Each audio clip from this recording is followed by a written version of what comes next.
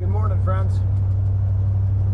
Well, this is so cool. I want us to make sure Donnie's going to open up his own channel, friends. It's only a matter of time. I'm going to help him with it because he is a freaking, like, I mean, a plethora, a fountain of information, just crazy.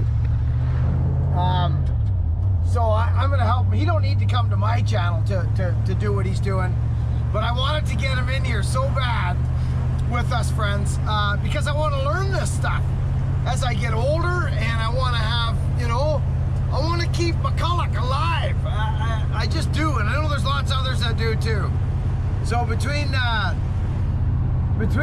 old Mac lovers, McCULLOCHs, we'll keep it rolling. Donnie Walker, he works at the Walker Saw Shop. It's his family-owned business. He's been working on power saws since he's been 11 years old. Seriously, Max. He can tear down those mini Macs in about 5 minutes. That's what he started on. So regardless, I'm just so honored and excited about bringing Donnie Walker to you guys, gals, women, and children. So today we're going up to the main, where it all began for me and for a lot of others in the industry, is at the Walker Saw Shop, the original Walker Saw Shop, which was their home. See up there. All right, this is a trip I made thousands of times right here. Check out their road sign right there. Look at that. Walker Saw Shop. Big old two-man.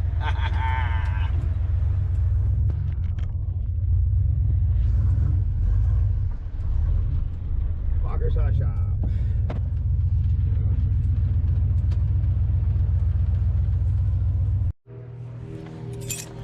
Okay, this is the Walker Saw Shop. Here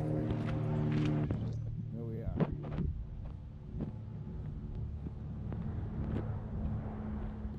That was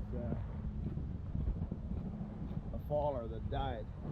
Somebody came up and painted that in memory of Blair.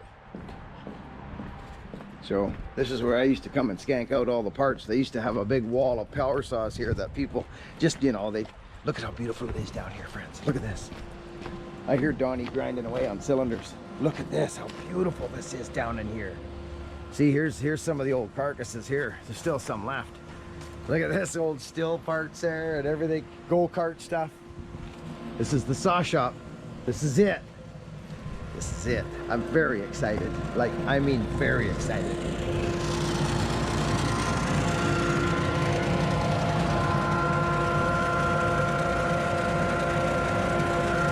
You see that guy in there? This is where it happened, friends. I am very excited right now. Like, this is their little saw room where they tested saws, you see? They would come down. What's this guy doing in here?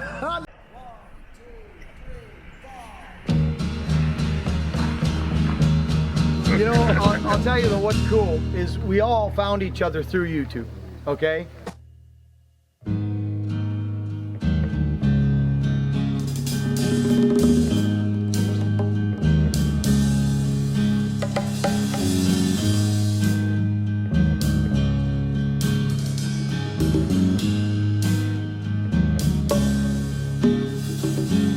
Some of us used to hang around.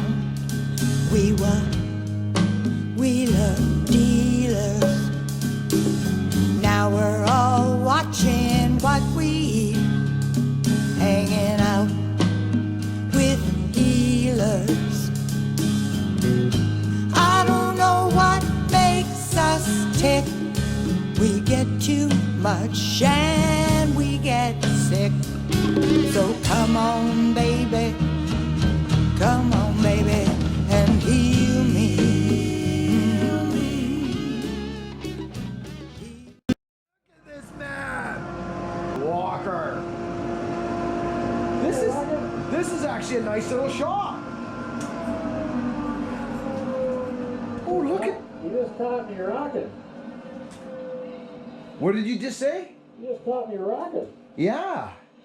What were you listening to? Some 101? Back into some Black Sabbath Warpig. Black Finished Sabbath. it solo too. Nice, good. Right into her. We got to turn it down or we're going to get a copyright, friends. Oh, look at Don. So, Don, this is... Now, these are homemade jigs.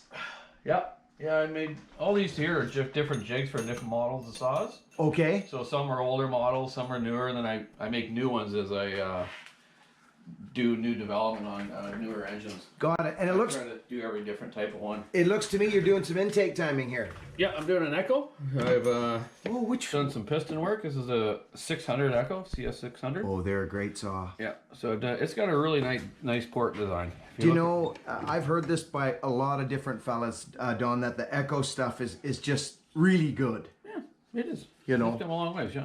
Now, have you done some work in there? Yeah, we've done some exhaust porting. Oh, yeah. So it's all polished up, Yeah. pretty much ready to go. Very nice. A little bit of intake timing, Yeah, which is on the on the intake there. carburetor side. Yeah, The transfers, I pretty much leave alone on these. I know you do. Yeah. Yeah, so... And I mean, really the main reason for that, Donnie, I mean, let's be straight, it is runnability. You don't want these guys running into these difficulties and as far as going at the transfers. I mean, people ask this question. Lots of guys go at them. You guys run a business. This isn't a backyard chop scenario. So I've had a couple questions, Don. Could you just touch on that thing about the transfer, sir, 1 sec for us? Okay. Yeah, transfer ports are pretty important to understand how they work. You know, all your gas feed as the piston comes down, Yeah. it's pushing the charge up through your transfer ports. Yeah. So some guys grind them different angles or go higher or lower. Yeah. Sometimes they don't really know exactly why they are. They're just But doing I it. kind of leave them alone. You know, maybe on some racing saws I would maybe go higher on some. Yeah. And change them. But for work saws, I just basically leave them alone so you get a nice even flow across the piston. Exactly. And change your angles and your height. You got to have it exactly right, because the way the gas is pushed up into the combustion chamber after the transfers come Yes. through. You want a nice even arc of the fuel on top. That so makes it, sense. So it fires evenly. Yeah. And you don't create any hot spots and Yeah. just good power. So I didn't want people to misunderstand. Donnie does work on transfer ports, but not on these everyday working saws that guys want longevity and life out of and runnability. When we get into some of the hot rod, we're gonna do some transfer work. There's no doubt about it. Yep. But- Yeah, eventually we will. Yeah. But eventually, that'll be on stuff that we almost experiment. To be honest with you, some of it is experimental, really, isn't it? That's right. Yeah. Good. Yeah, that's why I like to. Some older models I've done transfer work on different ones, but these new ones, these factories are getting them figured out pretty good. They are, aren't they? Yeah, they come a long ways, two strokes. I mean, Don, I've been running your saws for over 20 years, and you know what? They're still I'm still running your saws. Exactly. I'm still running Don Walker's saws and his dad's saws for over 20 years, and I mean hard. You guys know I run my saws. I still got the old XPW, the 75 pot that you put together On the for me. 372? On the 372, and it's Yeah. that was a good great one, saw. wasn't it? Yeah. Yeah. You know, a lot of them that I do, you know, guys get years out of them. Yes. And they're working daily. You know, you might get a bearing might blow in the bottom end that, Sure. that takes the saw out, but Yeah. that's nothing to do with what we've done. No. You know, it's just manufacturer stuff or, you know, dirt ingestion or something, you know. Yeah. But overall, you get good life out of them. A guy can get a couple years out of a work saw. It's pretty darn good. You're damn right, especially full on 6.5 a day going hard. Yeah, that piston's gone up and down about 10 million times. Exactly. We're not, these are production, friends. A lot of the Walker stuff is fallers, production, not weekend warrior cookie cutting, fun. That's a different game, and that's where experimental stuff can be fun and but these guys they can't be having problems out there. Camp, away from home, So these guys have built their name on that. Yeah, you're exactly right, Buck. And like I can build a saw to get a lot more power and rip real good. Yeah. But it's not going to last. No. You want the guy to be able to camp. He doesn't want to have to pack it out every week. That's right. So yeah. So that's the theory here, friends. But anyways, we are up here today, friends, because Donnie Walker. Oh, that doesn't look like a new saw there, Don. What have you got? What have you got there? This is your old McCULLOCH. Buck. Whoa! Yeah, we're going to take and port this sucker today. Oh. We're gonna. We already measured it up, so we kind of know what we're gonna do. We do. Needs it a little more cleaning up, but no big deal. Oh, that's no problem. So yeah, I talked to my dad a bit about some of the Did porting you? he used to do on his. Yeah. And what we're gonna do is take this McCulloch here and take this lip out of the exhaust. Very cool. I saw that right away and I thought that little intro. Oh, let me just, give me 1 sec, friends. I'll be right back. For so I don't have to stand in there with all the smoke. Yes. So this here will go on on the tank, Oh, no way. and I'll run it with an air fitting. So it'll just over here. I'll hit the air fitting. You're I'll run it kidding. from- That's a great Yeah, I idea. got this from Sweden from my buddy Magnus. Magnus. Yeah, they use it on dyno and Husqvarna. How's he doing? Not very good. No, I know. You told me that. Yeah, poor guy. That's a shame. Yeah. I wanted to hook up with him when I went to Sweden. Friends, just a quick one. This is the 572. Look at this. Donnie, this is a neat looking cylinder. It is, yeah. Yeah, it's quite a design. This is the new 572 cylinder. If you have not seen this, look at these transfer things. Look at this. This is interesting. Yeah, it's a case-fed transfer system, sort of like a dirt bike in a way. Yep. It's pretty nice. Okay, so anyway, more to come on that. But this, I'm looking at this old yellow thing. And we are going to port some, we're going to do some weight reduction. Yeah, we're going to remove some material out of the exhaust. Buchan's old 850 here. I'm going to clean this port up, Yeah. polish it. Not going to remove it any higher because it's at a pretty good degree as it is. The exhaust was, yes. Yeah. Our intake, we're going to clean it up, these little sharp edges. Yep. And we're going to taper this bottom just a tad. Yep. And then I'm going to remove some material off the skirt of the piston To get some timing. and give it some more intake timing. Then we're just going to clean it up, And that's put it back together. pretty much it, isn't it, Don? Yeah, I'm not even going to take the piston off the rod on this because No. it's pressed into the rod. Yep. And I don't want to wreck something and then we'll not be able to get a part for I it. agree. So we're just going to clean it up. Buchan ordered some new seals, so we're going to put some new seals on the crankshaft bearings. Yep. And we're going to seal it all Will up. we do that back out at the house? Yeah, the we'll do seals? it back at your place. Yeah. I'll clean all this up, have it all ported, ready to go. Okay. And when we come back out, we're going to install the piston, the new seals, then start putting it together. Okay, that sounds incredible. Then what I'll do, friends, you know where I started my YouTube channel, out my shop, my old shop there where I built them axes and it was cold coming off me and I had the tarps and the heaters and that. Donnie says, Buchan, I can't work with this. Clean up that freaking bench and get that set up for your old McCulloch. So I'm going to clean up the bench in the shop, so we're going to have some old school shop stuff for Don Snow. Okay, friends, we'll talk to you in a minute. Friends, we're back. Donnie's just throwing his gear on. I was just showing Donnie a video of a tree I was cutting down for that tree service that called me the other day. You guys haven't seen it yet. Anyway, actually you may have by now. He goes, what are you running? I said 850. He goes, oh, right on, Buchan. So I'm There you excited. go, Buchan. Okay. That's the one, My eh? first McCULLOCH. No. My first McCULLOCH I'm porting. No. Yep. I didn't know that. Yeah.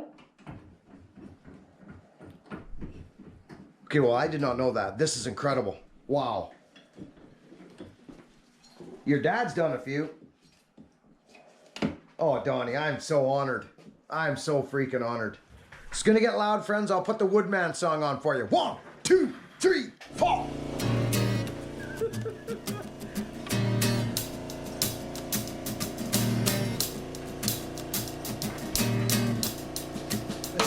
He gets up in the morning, about the break of day. Gets his channel going. Jumps into his pickup. I want to see the support over there.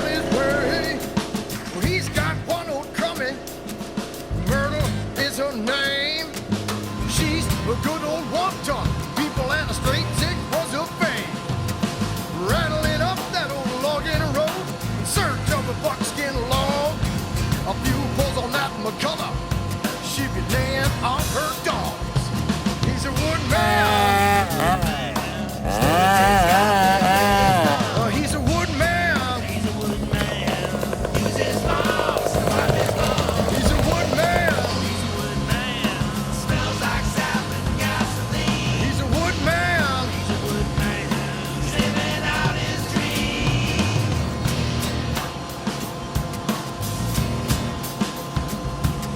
Well, people see him coming with a smile upon his face. There's always time for chit-chat as he stops to tie his lace. With Myrtle's back and dragging, with 2 cords of the best, he feels you scrutinizing as he backs up to the test. Well, and flicks that whistle on his chest. He walks away in confidence, cause he knows his wood's the best. He knows his wood's the best. He knows his wood's the best. Yeah, yeah, all right.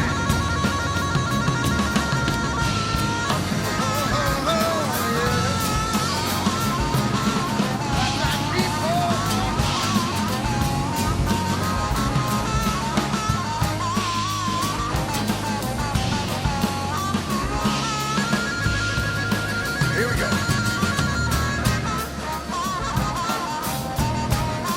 We'll cut timber on the contract, beats the hell out of day rate. We sure did keep the wolves away, but it gave him the farmer's gate. We'll behold the woodman's woodshed, it's a sight to be seen. For he's got kindling nighttime burns, 2 quarts of the green.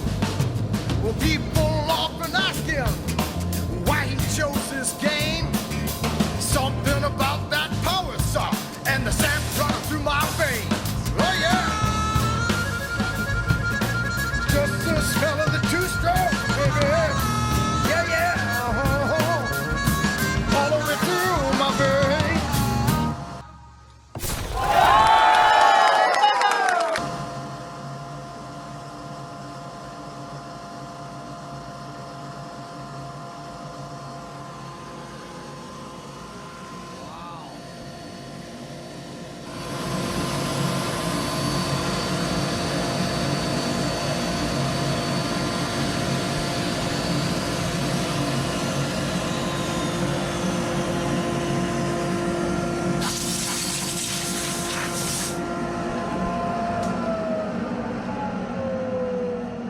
All the ledges out of here and Exactly. getting it shaped the way I want it. Because the way this exhaust works and the way this system comes off here, the exhaust comes up and around into the muffler on this one, and then the muffler's actually got like a reed plate in it. So I'm trying to keep it all matched properly. Yes. So I've cleaned up all my rough stuff now. Then I'm going to polish now. Yeah. And make sure chamfer all our edges so the rings don't get caught up in there or anything. That's right, catch a ring.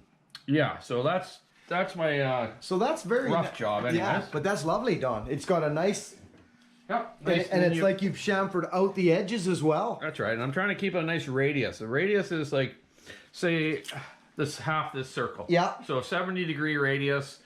I try to do 70 on the bottom and about 90 on the top, and I kind of just visually look at it. Sure. So I just want to keep it in a nice shape.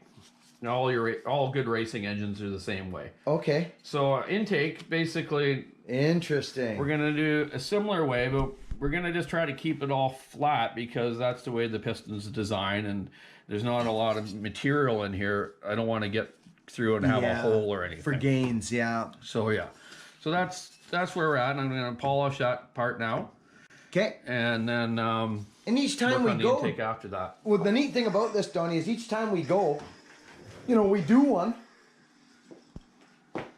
Right? We do one, we run it, we dyno it, and then if we want to experiment on something a little different on the next 850, we can actually have knowledge. Oh well, yeah, we'll have some knowledge and some numbers, and even just going out and trying it out in some wood, you know, see how it pulls. You know, if it's got good torque to it, good top end. That's my dyno, or Yeah, these things. Exactly.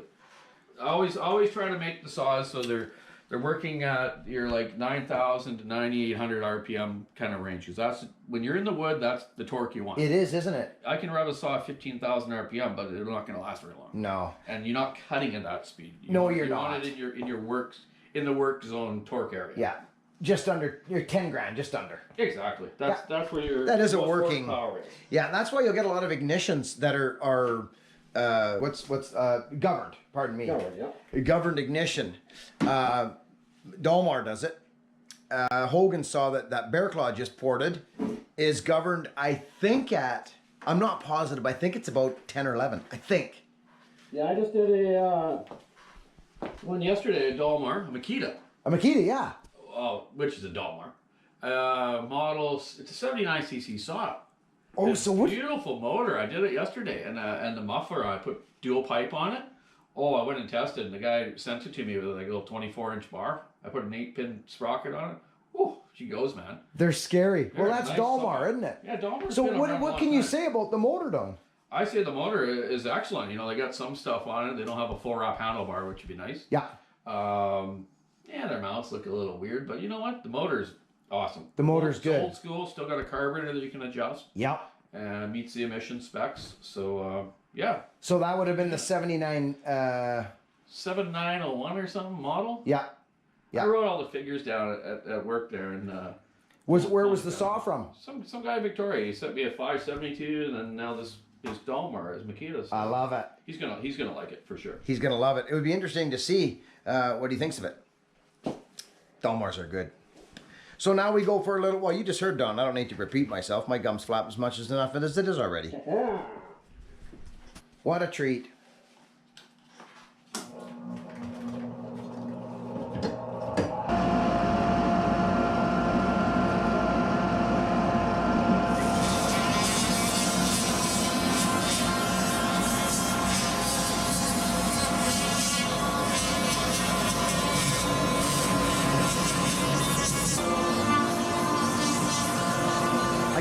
I can't even begin to tell you how I'm feeling.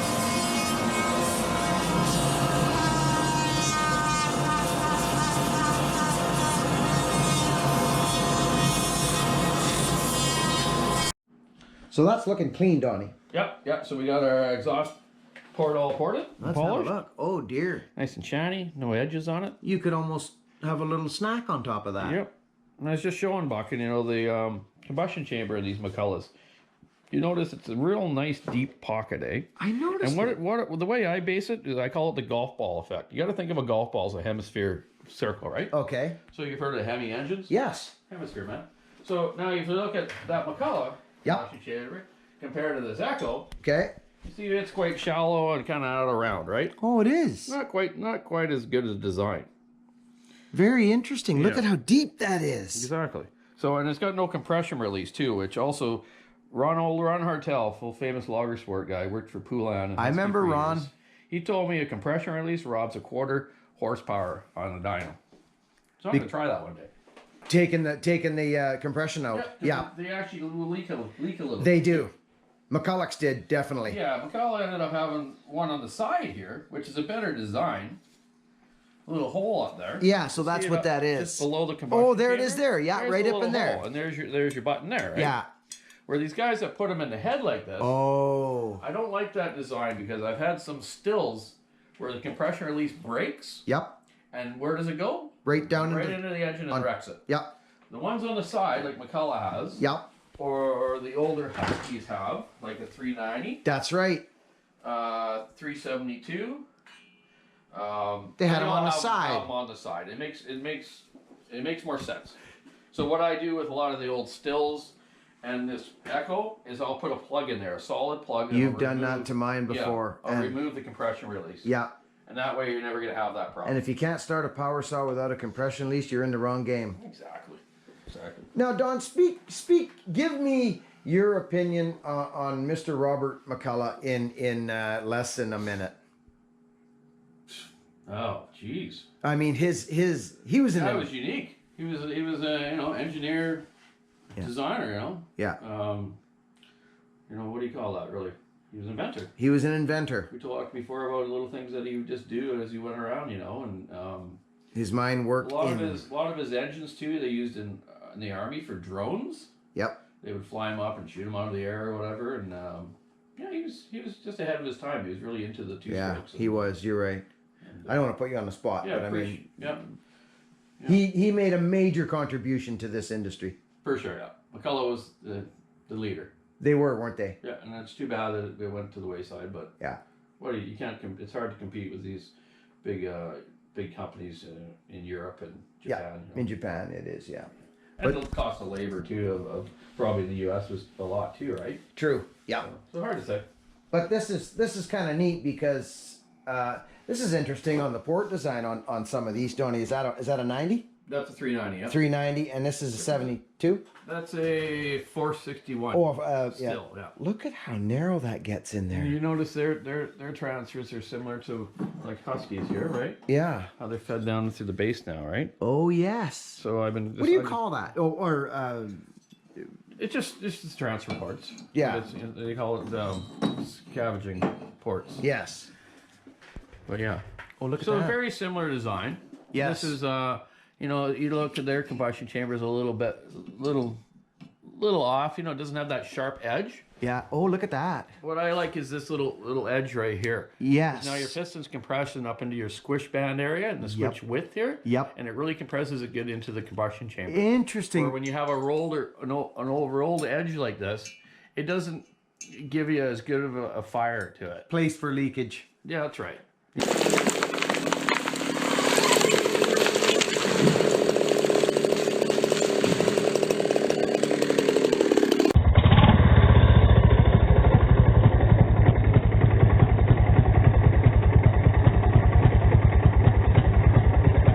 Yeah. For Most racing engines, all the kart engines I've done, or motorcycle motors, combustion chambers are all this kind of design. they are. Yeah. Now, is this a similar CC? This looks smaller. This one is that? These are 72 cc's. These are 79. Oh, so it's in the same class, pretty 77, much. something like that. Yeah, really close. Yeah. But look at this difference, eh? Yeah. I mean, Yeah, quite a bit of difference. size-wise, Yeah, for sure. And and I mean, look at that. yeah, these are removable. Like the Husky makes another model that called the 565, I think. Yeah. Is the 572 detuned. So in behind these transfer caps, they put a web in there like they do with the 365 extra. Yes. You can take these caps off the smaller saw, grind it out of there, put it back on, then now you got the same saw as the 572. Got it. So tell me this 365, 372 thing. People are like, oh, it's the same saw. Just do this and do that, and boom, you got the same saw. Yep. Is that correct? Exactly. Okay. Same CCs, and then, like I said, that's all I got is that spot there. Yeah. And I have a couple sets of them here, so I grind them and I can make a 365 into a 372 within about 20 minutes. That's beautiful. You heard that right there. Okay. McCULLOCH. Okay. So now we're looking at an intake situation now, are we not? Yep. Well, now we're going to clean the intake up. I'm going to take some material off that skirt of the piston. Yeah. And hopefully we'll change it about 25 degrees we needed to go, eh? That's what we were hoping, wasn't it? Yeah. So I'm gonna clean them up. Yep. Do that piston. Okay. And then we're gonna assemble it just one more time and re-time it. Yep. Just to see how close we are. We might need to take a little more material off. Good I idea. hope I don't take too much off. So I got the degree wheel here. Yeah. I'm not gonna put it on right now, but I'm gonna clean that up, do that piston a little later, and re-time it. Good so idea. When I get it just perfect, then we're gonna take it back out to Buckins and assemble it all and get the thing going. Okay. Cool. Very cool. Over and out. Okay, now from the power saw shop to the go-kart shop. I wondered if you were gonna have something Italian in here. Oh yeah, man, and I got an Italian motor on there, Vortex. That's Is that the Italian Stallion?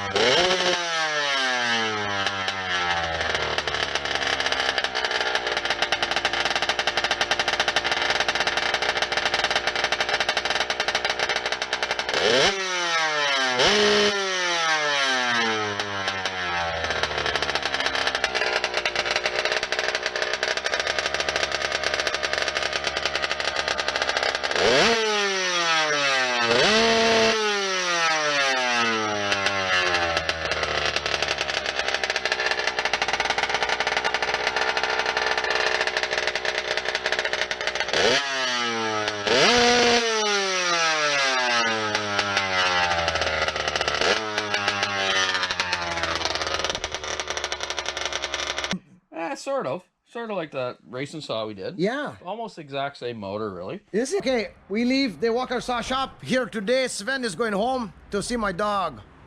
Bye, Don. See you, Buckin. Have a good day, bud. What was that last thing you always said? Keep your saw in the wood. Keep your saw in the wood. See you, Donnie. See you, bud.